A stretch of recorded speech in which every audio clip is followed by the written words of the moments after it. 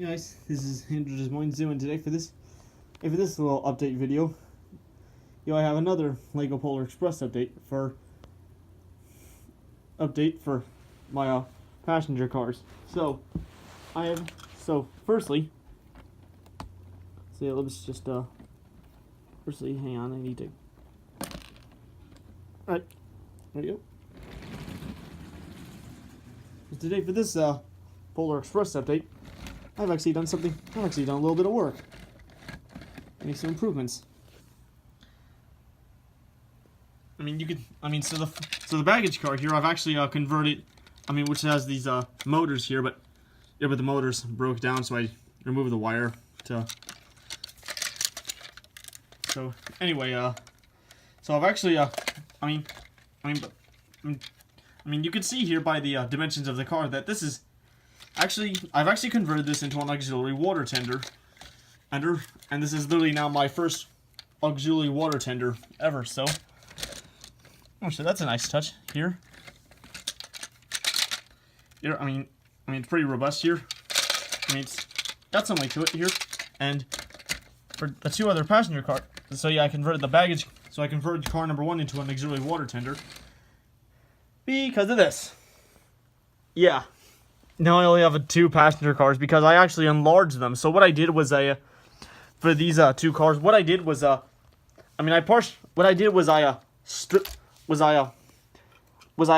basically partially took. Those were converted from the other 4 cars. To make these 2, because one night I was bored. I didn't know what to do. Because I just finished up World of Warships, and I decided to do some Lego related things, while I was bored, and this is where this ended up coming from. So how these cars came to life, how I actually enlarged them was firstly I just removed the tops, and also from both cars, and then I basically took the second and third cars and just basically. Not just completely fuse them together because that would be too long. I didn't want it to be twice as long as this, so I partially made it about a little.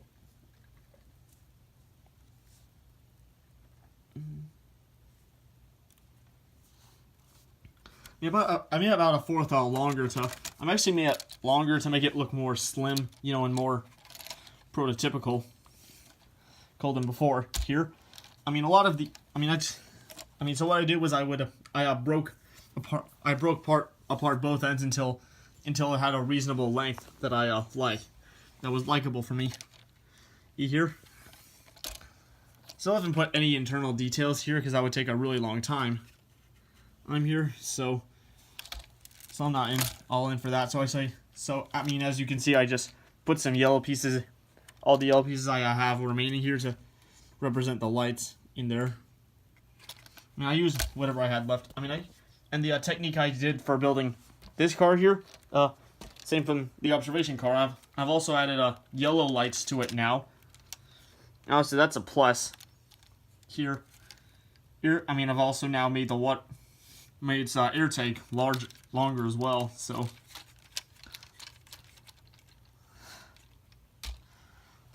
And longer as well. So, these cars are actually looking a lot more prototypical than before. So, the problem is now I only have 2 cars.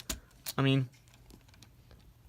am working on a 3rd car, but this is all I've been able to complete. Right now I've got the top part, the bottom part, but I don't have enough blue pieces here because it's all a mess. It's all a mess here. I don't have time right now to complete this car. I've only got a frame left here. But that's too short for. Yeah. This frame. What I plan to do with this frame is replace my 1225 tender frame with this. And with this, after I lengthen my 1225 a little bit. That'll be on it temporarily, and then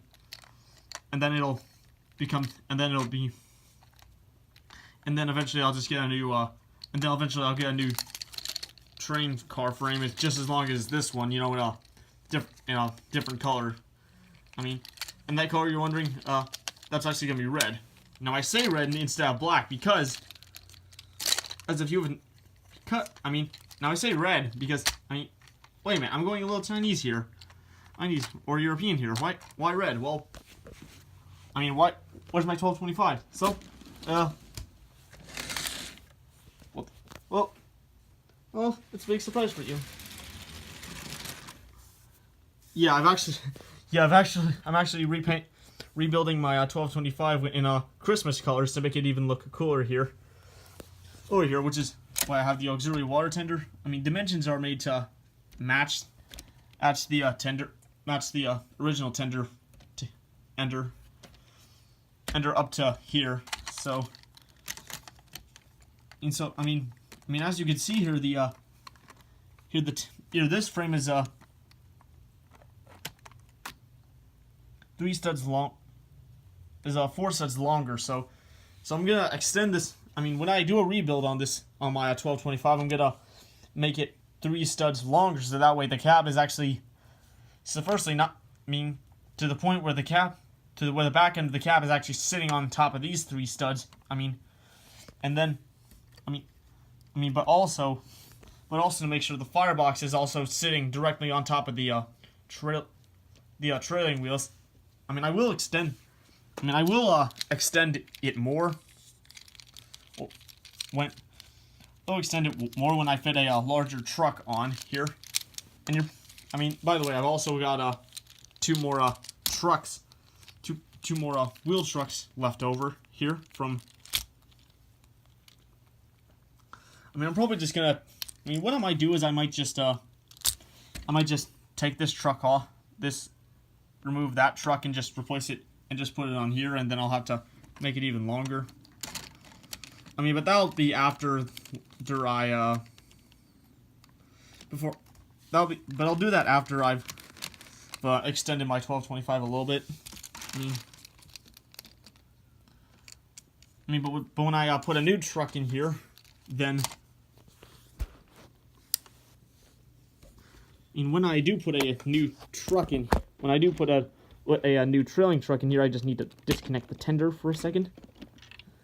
Oh, dang, I'm breaking things.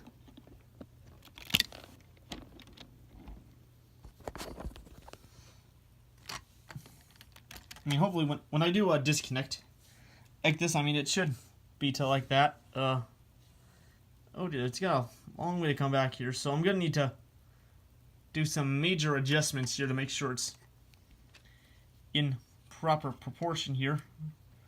I'll need to move it all. Yeah, okay. 1, 2, 3, 4. I might move it probably 4 studs back here, and probably do it. I do have future plans. I might do a complete rebuild on the tender here. Also replace all this text here with stickers, with printed stickers instead of just crappy ideas. But for now, I've still got to make these plans here. So that's pretty much it for my. Either way, that was just another Lego Polar Express update. I hope you guys were pretty surprised. I didn't like my Christmas painted 1225 surprise. Also when I do rebuild the tender, I hope to make it a little slimmer, and not so chubby like these CP tenders.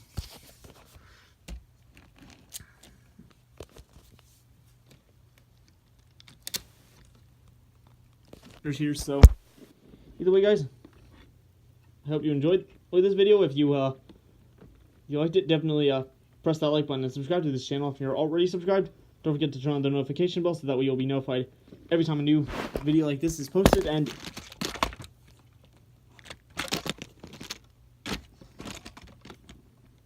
hang on, hold on, don't go yet. I'll see you guys in the next video. Bye.